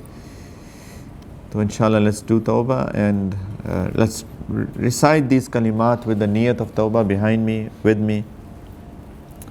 And if there's anybody who wants to take bayat, they can also make an extra niyat of bayat as well. ये तौबा की नीयत कलिमात पढ़ लें मेरे साथ, और अगर कोई साथी बैत करना चाहते हैं बैत तौबा, तो बैत तौबा की नीयत भी कर सकते हैं इसके साथ साथ. अल्हम्दुलिल्लाह व कफ़ा व सलामुन अला इबादिही अल्लज़ीना इस्तफ़ा अम्मा बाद. So if you can all recite these कलिमात, सारे लोग ये कलिमात पढ़ें, कहें बिस्मिल्लाहिर्रहमानिर्रहीम. ला इलाहा इल्लल्लाह मुहम्मदुर रसूलुल्लाह. आमन्तु बिल्लाहि व मलाइकतिही व कुतुबिही व रुसुलिही वल यौमिल आखिर वल क़द्रि खैरिही व शर्रिही मिनल्लाहि तआला वल बअसी बअदल मौत. आमन्तु बिल्लाहि कमा हुवा बिअस्माइही व सिफ़ातिही व क़बिलतु जमीअ अहकामिही इक़रारुन बिल लिसानी व तस्दीक़ुन बिल क़ल्ब. अशहदु अन ला इलाहा इल्लल्लाह व अशहदु अन्न मुहम्मदन अब्दुहु व रसूलुहु. अस्तग़फ़िरुल्लाह रब्बी मिन कुल्लि ज़ंबिन व अतूबु इलैहि बिरहमतिका Ya Arhamar Rahimeen. Kalimat, and these are the kalimat. Please, please make sure that you all are doing your fara'id. It is a shame actually that we have to talk about fara'id. शर्मिंदगी की बात है कि हमें ये बात करनी पड़ती है कि फ़र्ज़ अपने पूरे करो, फ़र्ज़ अपने पूरे करो, फ़र्ज़ अपने पूरे करो. नमाज तो हमारी जान है. Prayers are like our lifeline. Should not be talking about this. Yes, we may have an uzr, an excuse, for example, sleep. We might oversleep at times, and that is also at times. And we may miss a prayer or may miss a jamaat because of oversleeping at Fajr, etc. Lekin, intentionally leaving a prayer, not even making an effort for a prayer, not even making an effort for our fraid, that is something that's a real shame actually. So please, take care of your faraid. In fact, we should be doing more than faraid. Faraid se to aage nikalna chahiye, na? We should be doing nawafil as much as we can. Nafal is something that attracts the love of Allah Ta'ala. एक होती है कानूनी मोहब्बत, एक होती है जुनूनी मोहब्बत. It's a love by law, as a love, that's a deep, deep, deep love. You become mad in love with somebody. Right? कानूनी मोहब्बत कौन सी होती है? मिसाल, any example of a love by law? Huh? Because he's saying that 20 years after marriage.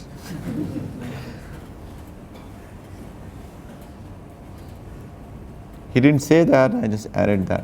I'm hoping that not at the start. Not always. Alhamdulillah, I'm married for 20 years. Alhamdulillah.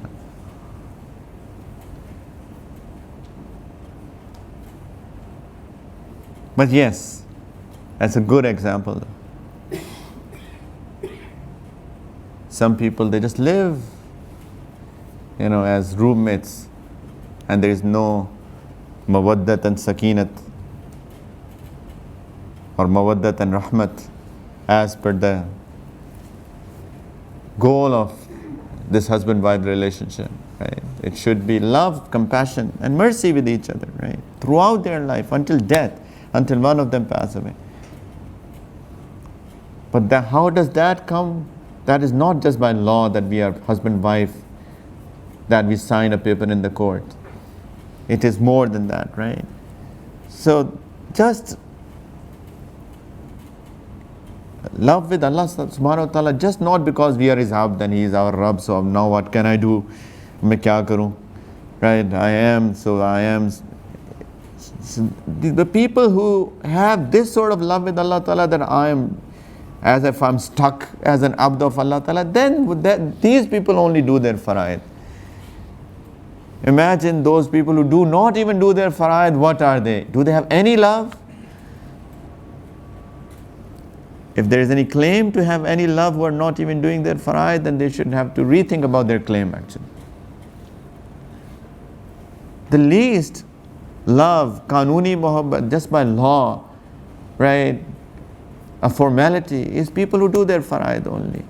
People who have deep, deep, deep love, they go out of their way to do something extra. And that is called nafal, extra. Nafal literally means extra. That's what they do, extra.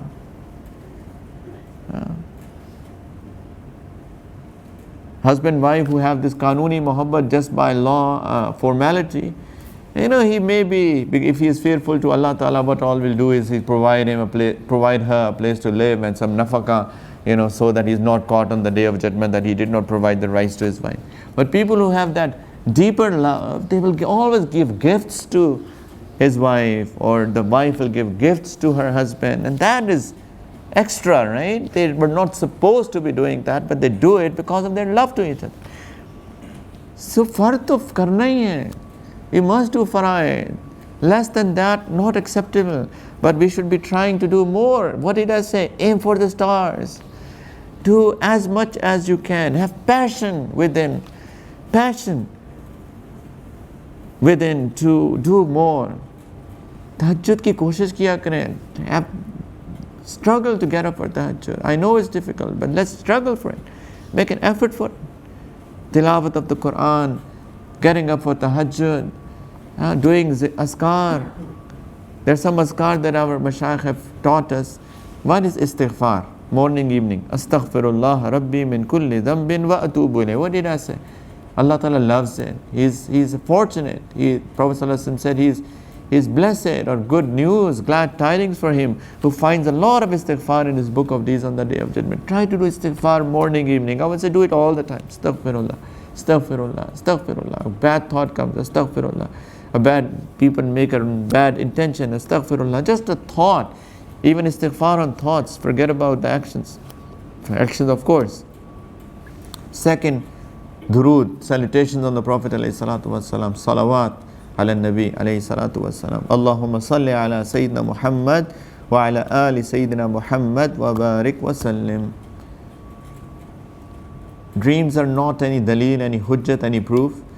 But it is written in the books, I've read it at more than one place, that somebody asked Imam Shafi'i rahmatullah alayhi, what happened after his death? Somebody saw him in his dream after his death. He said, what happened? He said, Allah Ta'ala forgave me. He said, of course, you were such a big faqih, an imam, amazing man. I've been to his grave as well, I can tell you, subhanallah. Again, it's Allah's mercy falling like anything. And all of these pious people, of course Allah Ta'ala had to forgive you. He said, you know what? It was one thing that Allah Ta'ala forgave me for and showered His mercy on me for. He said, what was that?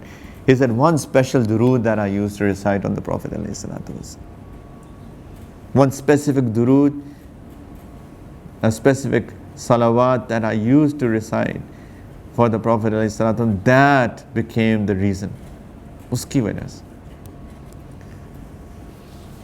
Man salla alayya salatan sallallahu alayhi biha ashara.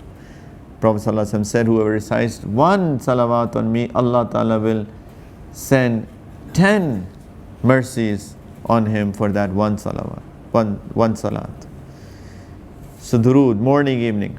Try to make it 100 as well, morning, evening, or at least some. Third, recitation of Quran. As I've always said, recite every day and recite with understanding. Please, understand Quran, understand Quran, understand Quran. Quran ko samjhe. At least translation and a little bit of commentary, that's the least. Okay? Every day, but. And the fourth thing, something called muraqabah. Muraqabah is the zikr of Allah Ta'ala in the heart.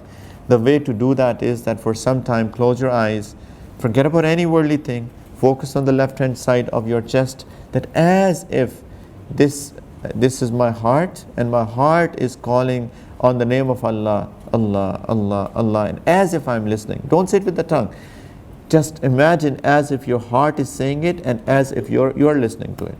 Thodi der kariye, 10-15 minutes, inshallah, muraqabah. Very, very, very powerful zikr. So, istighfar, salawat, Quran, and muraqabah. That's it. On top of faraid. And last but not the least, please try to not disobey Allah Ta'ala. Gunah nahi karne. Let's not sin. Let's not sin. Sin are the poison for one's spirituality. If you slip, then do istighfar. How can one remain away from sins? By having awareness of Allah Ta'ala. Istihzar all the time. Think. Have this feeling that Allah is watching me, Allah is looking at me, and inshallah if I have this feeling, it will become easier to either stay away from sins, or if I slip, right away I'll just astaghfirullah, I'm sorry yaar. ठीक है, it's a must. समझ में आ गई सबको? Everybody understand? इंशाल्लाह दुआ कर लें. Alhamdulillah Rabbil Alameen. Allahumma salli ala Sayyidina Muhammadin وعلى آل سيدنا محمد وبارك وسلم. ربنا ظلمنا أنفسنا وإن لم تغفر لنا وترحمنا لنكونن من الخاسرين. ربنا لا تزغ قلوبنا بعد إذ هديتنا وهب لنا من لدنك رحمة إنك أنت الوهاب. لا إله إلا أنت سبحانك إنا كنا من الظالمين. يا مقلب القلوب ثبت قلوبنا على دينك. يا مصرف القلوب صرف قلوبنا على طاعتك. اللهم حبب إلينا الإيمان وزينه في قلوبنا وكر إلينا الكفر والفسوق والعصيان واجعلنا من الراشدين.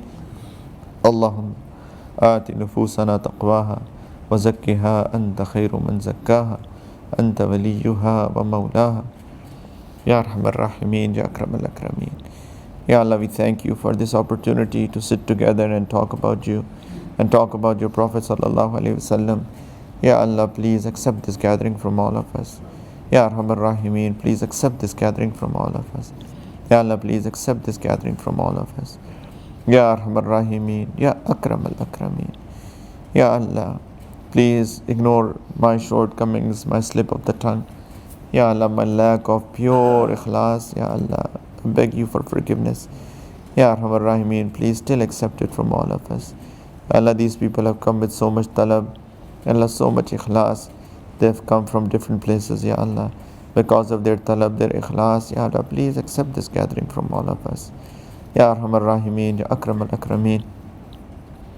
Ya Allah, please, once again tonight we have done tawbah. Ya Allah, please make us steadfast on our tawbah. Ya Allah, please make us steadfast on our tawbah. Please make us steadfast on our tawbah. Ya Arhamar Rahimin, please give us, Ya Allah, put hatred of sins in our hearts, and Ya Allah, put the love of your obedience in our hearts, Ya Arhamar Rahimin. Ya Allah, please allow us to prepare for our death, for our akhirat, Ya Allah. Please, Ya Allah, give us tawfiq to spend every moment to prepare for our death, Ya Allah. Ya Arhamar Rahimin, please, we beg you that you keep away all calamities from us, Ya Allah. Ya Allah, we are very, very, very, very, very weak people, Ya Allah. Ya Allah, we are not those who can claim to be strong. Ya Allah, we beg you that you please don't put any of us into any hardship, Ya Allah. Ya Arhamar Rahimin, any of us who is in any sort of hardship, Ya Allah, we beg you to please make it easy for them, Ya Allah.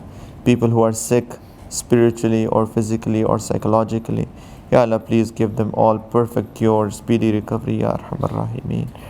Ya Allah, Ya Arhamar Rahimin, we are in need of dunya and we are in need of akhirat. ربنا آتنا في الدنيا حسنة وفي الآخرة حسنة وقنا عذاب النار. Ya Allah, please have mercy on our spouses and our children as well. ربنا هب لنا من أزواجنا وذرياتنا قرة أعين وجعلنا للمتقين إماما. Ya Allah, please, Ya Allah, Ya Allah, please make our children the coolness of our eyes, Ya Allah. Ya Allah, we send our children to schools, colleges, universities. We are not with them, but you are with them at every single moment. Ya Allah, please, Ya Allah, please, please, please keep them in your protection, Ya Allah. Ya Allah, in these times of fitnas, in these times of test and tribulations, Ya Arhamar Rahimin, it's only you who can protect us. Allah, protect us and our children and our generations to come from all fitan, Ya Allah. Allahumma inna na'udhu bika min al-fitan ma dhahara minha wa ma batan. Ya Arhamar Rahimin, Ya Akram al-Akrameen. Ya Allah, please give, Ya Allah, give us ilm, Ya Allah, ilm nafi, Ya Allah. Ya Arhamar Rahimin, please make our children people of ilm as well. And Ya Allah, also allow us to act on the ilm that we have. Ya Allah, give us all depth in the understanding of your deen. Ya Allah, give us rusukh fil ilm and faqahat fil deen. Ya Arhamar Rahimin, Ya Akram al-Akrameen. Ya Allah, please accept us all and our children and our generations for the service of your beautiful deen, Ya Allah. Ya Arhamar Rahimin, we know that we are not qabil to serve your deen, but we also know that it is not about qabiliyat, it is all about qubuliyat. Ya Allah, please accept us all for the service of your deen. Ya Allah, please accept us without putting us into any sort of test, Ya Allah. Please protect us from the evil of all who intend evil, Ya Allah. Please protect us all from the jealousy of hasideen. Ya Allah, please protect us all from Ya Allah, all sorts of evil, Ya Arhamar Rahimin. Please protect us from magic. Please protect us from the evil of jinnat. Please protect us from the evil of all, Ya Allah, who intend evil or who do evil acts, Ya Arhamar Rahimin. Ya Allah, we beg you that you please guide all, Ya Arhamar Rahimin. Please, Ya Allah, please protect this ummah and join this ummah, Ya Allah. Ya Allah, please put love in the hearts for each other in this ummah, Ya Arhamar Rahimin. Ya Allah, please remove hatred from the hearts of people for each other, Ya Allah. Ya Arhamar Rahimeen, Ya Akram al-Akrameen. Ya Allah, Ya Allah, we beg you for all the good, and we ask you to save us from all evil, Ya Allah. Allah, have mercy on our parents as well. Rabbir hamhuma kama rabbayani saghira. All our parents who have passed away, please forgive them, raise their ranks. Ya Allah, our parents who are alive, please allow us to serve them, Ya Allah. Ya Allah, please make the last stage of our life the best stage of our life, Ya Arhamar Rahimeen. Ya Allah, please be happy with us at every single moment of our lives, especially when it is time to go back to you. Ya Allah, please forgive us first and be happy with us first, and then call us back. Ya Allah, when you send your angels, we beg you, Ya Allah, that you please send them with the glad tidings of, Ya Allah, of Jannat and Maghfirat. Ya Allah, please put that shauq, that desire to have a meeting with you at that time. Please put that good opinion of yours in our hearts for you at that time. Please allow us to recite kalima as our last words and then take us back. Ya Allah, please make all the stages of Akhirat, our qabr, and the day of judgment easy for us. And please gather all of us in Jannat al-Firdaus under the feet of Nabi Kareem sallallahu alaihi wasallam, just like you have gathered us here. And Ya Allah, more than that, please grant us all your perfect vision and your everlasting pleasure, your everlasting rida. After that, you'll never become upset as us anymore, Ya Allah. Ya Allah, we don't know how to ask. We are beggars at your door. We are fuqara. Ya Allah, please grant us without asking. ربنا تقبل منا إنك أنت السميع العليم وتب علينا إنك أنت التواب الرحيم صلى الله على النبي الكريم وعلى آله وصحبه أجمعين برحمتك يا أرحم الراحمين والحمد لله رب العالمين والشكر.